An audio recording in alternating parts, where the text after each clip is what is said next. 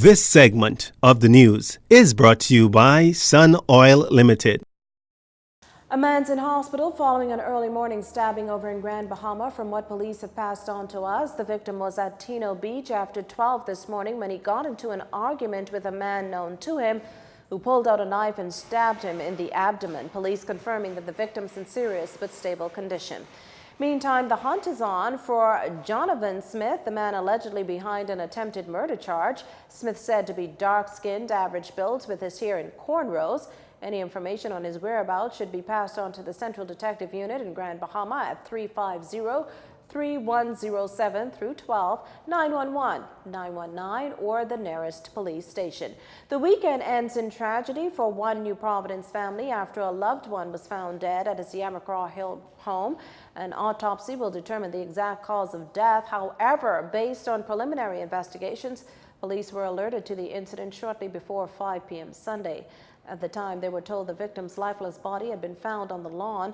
Paramedics were called, yet attempts to revive the man were unsuccessful. Investigations are ongoing. Police are this evening looking into reports of a teen being missing.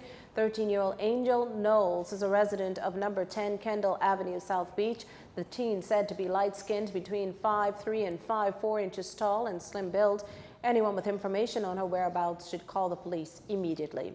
Prison Fellowship Bahamas to host the 3rd annual regional conference of Prison Fellowship International here in the capital under the theme Caribbean United in Faith, Breaking Shackles and Changing Lives.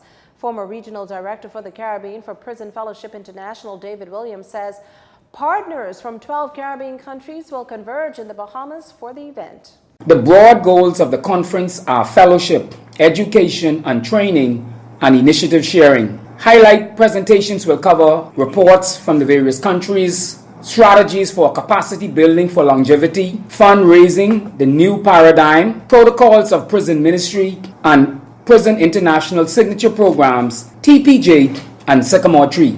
Also, we will be addressing child molestation, rape prevention, and prevention of gender-based violence, considering the time in which we live in, particularly in the Bahamas. More than 100 evangelism workers from churches across the Bahamas have been invited to join the PFB. Mr. Williams says it's a great opportunity for the public to get involved in ministry. Prison ministry is one of the purest forms of the love of God in the midst of broken humanity, and we invite the benevolent, sensitive, and the financially generous citizens among us to jump in and help us to plan and put on a very successful conference.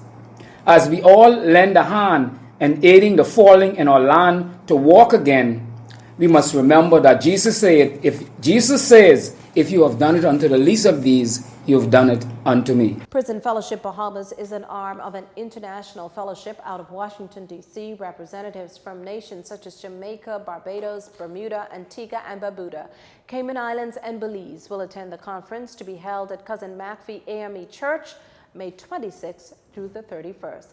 A check on sports is up next. This segment of the news has been brought to you by Sun Oil Limited.